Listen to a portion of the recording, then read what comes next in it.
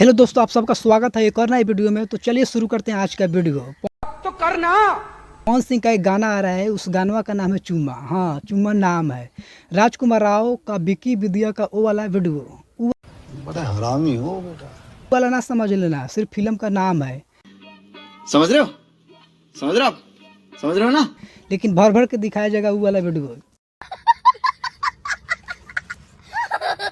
इस गानों में लगता है कुछ ना कुछ दाल में काला है। भाई साहब, भर भर के एड चलाया जा रहा है, भर भर के एड लगाया जा रहा है।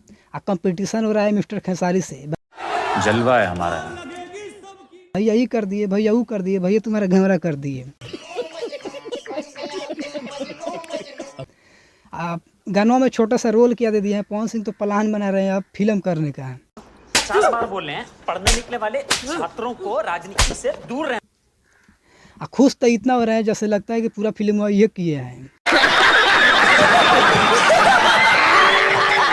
रह गया व्यूज और लाइक्स का बात, तो पवन सिंह तुम्हारे वजह से नहीं आ रहा है।